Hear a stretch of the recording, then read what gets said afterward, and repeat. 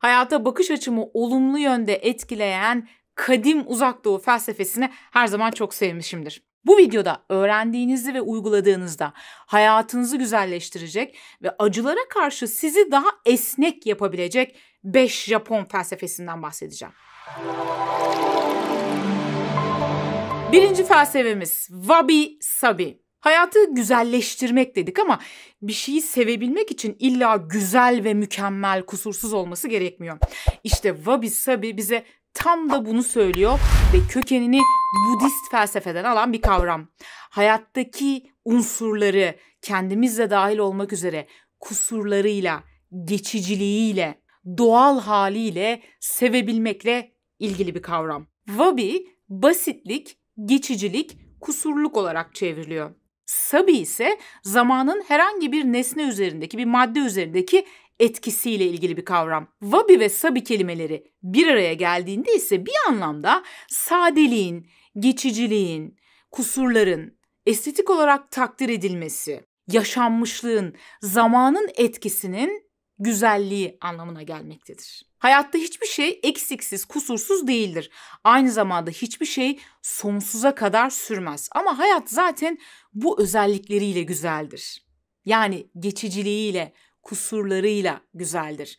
Aynı şey aslında kendimize bakış açımız için de geçerli. Kendimizi ve başkalarını kusurlarıyla ve doğal halleriyle olduğu gibi kabul edebilmek önemlidir. Bu anlamda botoksla kaybedilmiş kırışıklıklar, dolguyla şişirilmiş ve doğal şeklini kaybetmiş dudaklar, en son model, en hızlı arabalar, cep telefonları, tamamen kusursuz, düzenli, pırıl pırıl rezidans evleri ve sürekli mükemmel olmaya, kusursuz olmaya çalışma çabaları Wabi Sabi'den oldukça uzaktır. Belki de tüm bunların peşinde koşmamız ve bunları kutsamamızı bize empoze eden materyalist tüketim kültüründen Wabi Sabi'ye doğru geçiş yapmak bizi daha huzurlu kılacaktır. Zira kusursuz ve mükemmel olana erişmek için harcadığımız çaba bizi tüketiyor.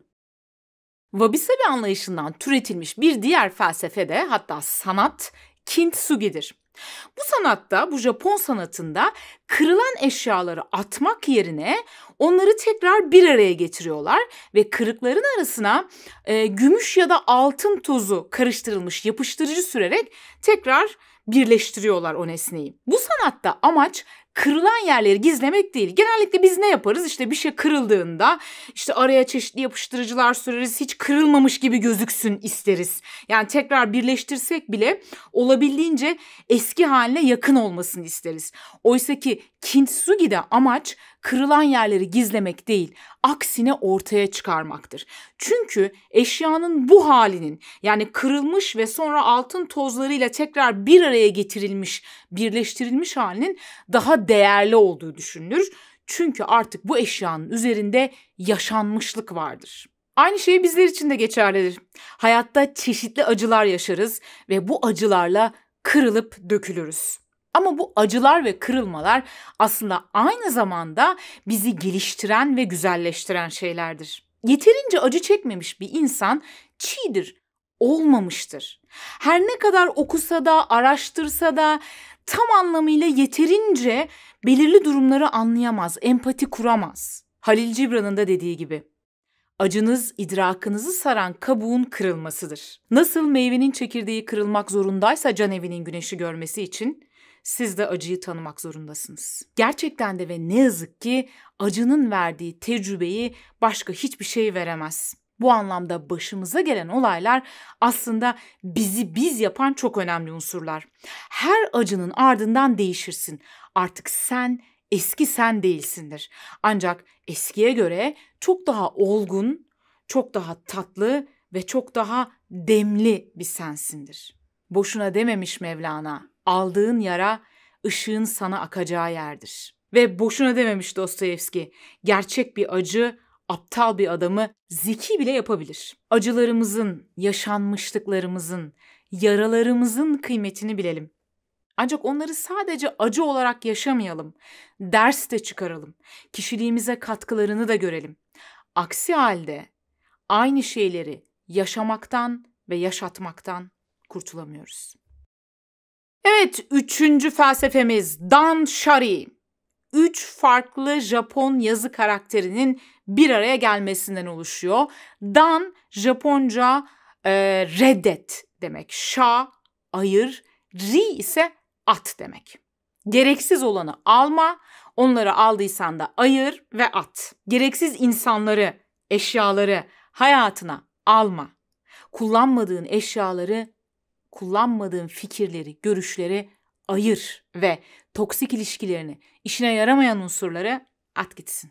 Şöyle bir evinizdeki eşyalara bakın mesela. Kullanmadığınız ve bir gün belki kullanırım diyerek biriktirdiğiniz, sakladığınız o eski eşyalar, belki elektronik eşyalar, CD çalarlar, CD'ler, giysiler, tüm bunların hepsi aslında bizim için zihinsel ve fiziksel birer yük. Neden? Bir kere zihinsel olarak bir karmaşa yaratıyor bu dağınıklık insanın zihninde. İkincisi de onları temizlemek, onların bakımını yapmak, onlara bir yer ayırmak hakikaten de gereksiz vakit ve enerji kaybı. O zaman Danshari felsefesiyle onlar arasından gereksiz olanları ayırıp atmakla ya da ihtiyacı olan birilerine bağışlamakla işe başlayabiliriz. Böylelikle sadeleşerek hem zihinsel hem de fiziksel yüklerimizden kurtulmuş olacağız. Aynı şey hayatımızdaki insanlar ve ilişkiler için de geçerli. Çok sayıda ve yeterince yakın olmayan ilişkiden, insandansa daha az sayıda, daha az ve öz insanla ilişki kurmak bize daha huzurlu hissettirebilir gerçekten de. Bir diğer önemli nokta da yeni alacağımız eşyalar. İşte bu noktada yani herhangi bir satın alma sırasında dan yani reddet kısmı devreye giriyor bu felsefenin. Yeni bir eşya almadan önce kendine sor. Bu bir istek mi yoksa bu bir ihtiyaç mı? Eğer bu bir ihtiyaç değil de bir istekse o zaman bunu reddedebilirsin. Zaten son dönemde ekonomi ve diğer koşullar gereği ihtiyaçlarımızı dahi zor alabilir bir hale geldiğimiz için mecburen Danshari ya da minimalizm felsefesini uygulamaya geçireceğiz gibi gözüküyor. 4. felsefemiz Hara Hachibu. Söylemesi çok zevkli. Japonya'nın güneyindeki Okinawa adasında yaşayan her 4 kişiden biri 100 yaşının üzerinde. Düşünebiliyor musunuz? Ve bu kişiler sadece uzun yaşamakla kalmıyorlar. Aynı zamanda mutlular ve aynı zamanda kalp ve kanser hastalıklarına yakalanma oranları da dünyanın geri kalanına oranla oldukça düşük. Araştırmacılar acaba bu işin sırrı ne diye incelediklerinde karşılaştıkları unsurlardan biri Japonların Hara Hachibu felsefesi. Peki ne diyor bize bu felsefe? Çok özetle şunu söylüyor. Sofradan tam olarak doymadan kalk. Midenin %100'ünü değil, %80'ini doldur. Yemek yerken hızla, aceleyle, tıkınırcasına yeme. Yavaş yavaş, tadına vararak, sakince ye ve tam olarak doymadan da sofradan kalk. Okinawa adasında yaşayan Japonların uzun ve mutlu yaşamlarının bir diğer sırrı da Ikigai felsefesi. Ikigai felsefesi nedir ve bunu hayatımıza nasıl geçirebiliriz ile ilgili detaylı bir videoma şuradan ulaşabilirsiniz. Daha önce bu konuyla ilgili bir video yapmıştık. Ancak izlemeyenler için kısaca açıklamak gerekirse Ikigai Japonca yaşam amacı anlamına geliyor. Yaşama sebebi anlamına geliyor. Sizi hayata bağlayan, sizi her sabah yataktan kaldıran ve güne devam etmenizi sağlayan temel yaşam amacınız anlamına geliyor Ikigai. Japonlara göre herkesin bir Ikigai'si vardır ve kimileri bu Ikigai'sini bulmuştur, kimileri ise hala aramaktadır. Evet, gerçekten de daha anlamlı, daha amaçlı bir yaşam bizim daha mutlu ve daha doyumlu yaşamamızı sağlıyor. Kendi Ikigai'mi acaba nasıl bulabilirim, bunun bir formülü var mı diyorsanız bahsettiğim videoma gitmenizi ve o videodaki egzersizi yapmanızı öneririm. Kendinizi daha yakından tanıyabilmek, yaşamdaki acılara karşı daha esnek olabilmek, kişisel gelişim ve psikoloji ile ilgili konularda daha fazla sayıda bilgi sahibi olabilmek istiyorsanız doğru yerdesiniz. Bu kanalda bu konularla ilgili her hafta 2 tane yepyeni video paylaşıyoruz.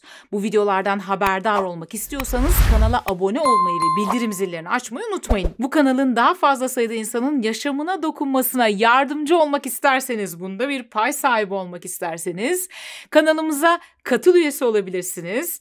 Abone olabilirsiniz. Videoyu beğendiyseniz beğene basarak, paylaşarak ya da aşağıya yorum yazarak bize destek verebilirsiniz.